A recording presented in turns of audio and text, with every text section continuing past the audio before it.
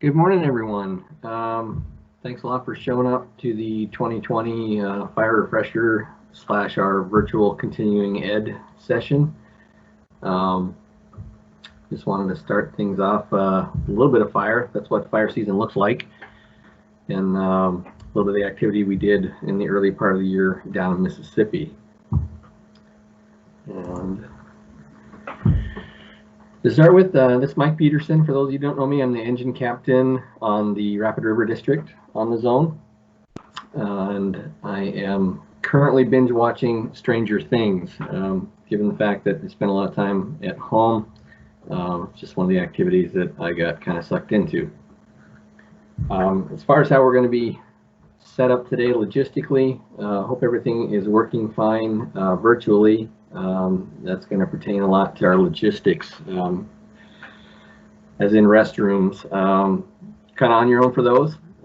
Food options, I'm pretty sure everyone's got a refrigerator.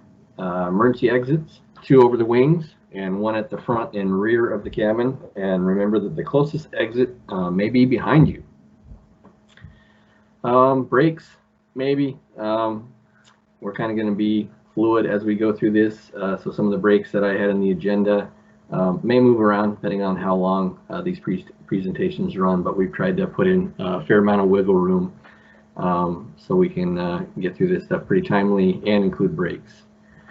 One of the things we're going to do are that the links that are in the PowerPoint slide, they can be provided to you in the chat box over on the right hand side, because we're going to be watching some of the videos, and at that time then those folks will be clicking on the link in the chat box so that they can view the video on their own screen and not have it bogged down in the Teams window. Some of our expectations, like every year, I think this year especially, we're going to be really looking for folks to participate, and it would be greatly appreciated if you do decide to voice comment and question, which would be great. It'd be nice to see your face, so if you did your hair or if you got a hat, it'd be great to see who we're talking to as we go through this. And then also, if you aren't talking, just so we don't end up with feedback or any weird stuff, please mute your mic when it's appropriate.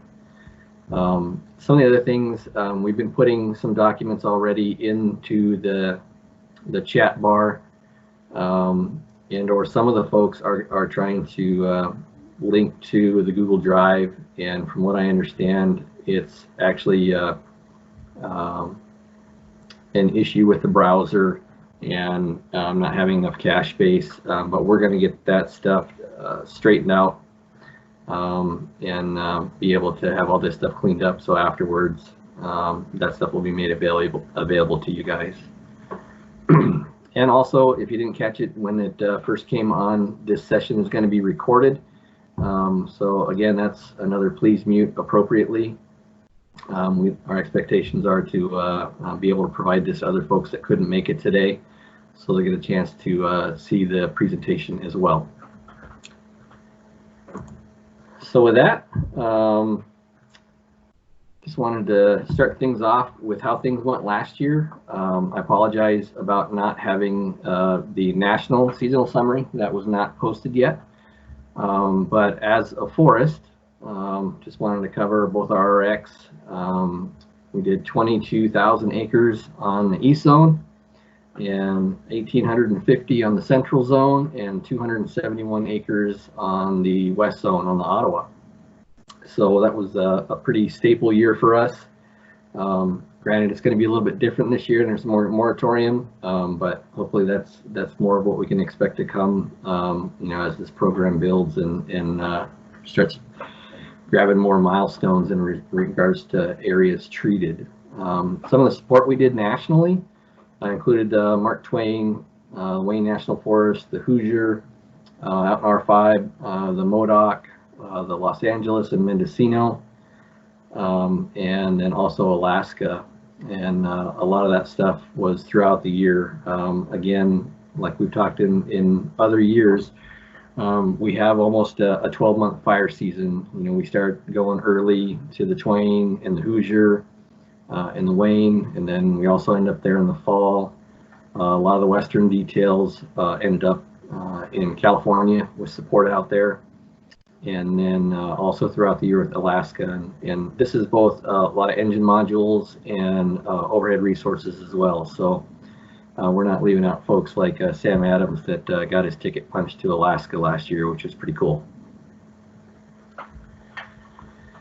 So, and I will ask, am I missing any kind of details out there? Did someone go someplace and support nationally that they'd like to mention, or anything that I missed? I got to the Klamath. Nice. I was wondering if Stephanie Hanauer was on and chime in, because I believe she got some incidences in Region 3 down in the Southwest as well.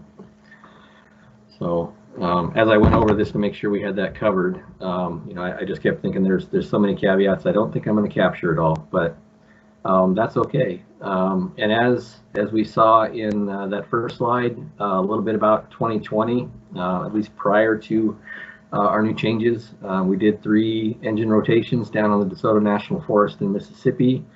And I would guess we got close to about 10,000 acres while we were down there with them. And that was with a lot of rain. So pretty interesting rotation. A lot of us got 1 or 2 IAs while we were down there as well. And then shortly after that, we had folks again on the Twain and the Hoosier National Forest, both with engine modules and single resource, again helping out with a mix of IA and RX burns.